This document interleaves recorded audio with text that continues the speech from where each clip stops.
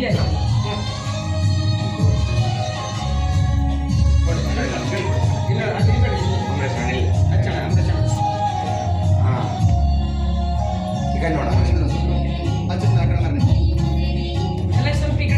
ಭಗವಂತವರ ರೂಪದಲ್ಲಿ ಏನ್ ಮಾಡ್ತಾ ಇದ್ದಾರೆ, ನಮಗೆ ಎಲ್ಲ ಸಾಗಿಸ್ತಾ ಇದ್ದಾರೆ, ಎಲ್ಲ ವ್ಯವಸ್ಥೆಯನ್ನ ಮಾಡಿಸ್ತಾ ಇದ್ದಾರೆ.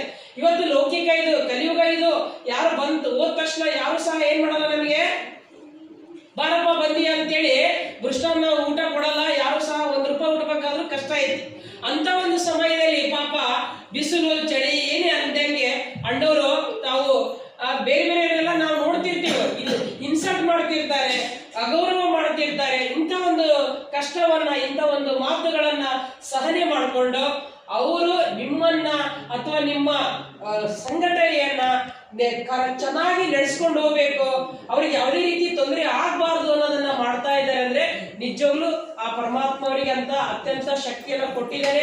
ಇನ್ನ ಹೆಚ್ಚಿನ ಶಕ್ತಿಯನ್ನ ಚಿನ್ನನಿಗೂ ಅಪ್ಪಣ್ಣಿಗೂ ಇನ್ನೂದ ಅವರ ಸಾಥಿ ಸಹಯೋಗಿ ಆತ್ಮಗಳಿಗೂ ಕೂಡ ಆ ದೇವರು ಆರೋಗ್ಯ ಆಯುಷ್ಯ ಕೊಟ್ಟು ಇಂಥ 10 ಆಶ್ರಮಗಳನ್ನ ನಡೆಸಲಿಕ್ಕೆ ಯೋಗ್ಯರನ್ನಾಗಿ ಮಾಡಲಿ ಅಂತ ನಾವು ಹಾರ್ಟ್ಲಿ ಶುಭ ಹಾರೈಕೆ ಮಾಡ್ತೀವಿ. ಹಾಗಾದ್ರೆ ಪರಮಾತ್ಮ ನಮಗೆ ಈ ಸೃಷ್ಟಿ ಒಳಗೆ ಕಳಿಸಿರುವಾಗ ನಾವು ಕೇವಲ ಆತ್ಮಗಳಾಗಿ ಬಂದ್ವಿ. ಆತ್ಮಗಳಂದ್ರೆ ಯಾವ ನಮಗೆ ಗೊತ್ತಿರ್ಲಿಲ್ಲ ಸಂಬಂಧ.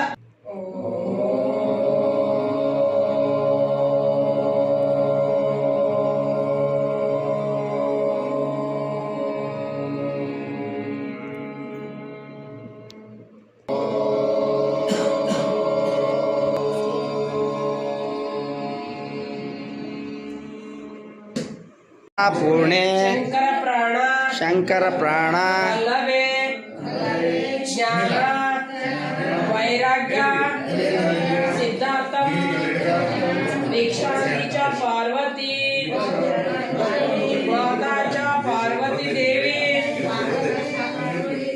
ಪಿತಾ ದೇವೋ ಮಹೇಶ್ವರ ಬಾಂಧವ್ಯ ಶಿವ ಭಕ್ತ ದೇಶಿ ಭುವನೇತ್ರಿಯಂ. ಓಂ ಶಾಂತಿ ಶಾಂತಿ ಶಾಂತಿ.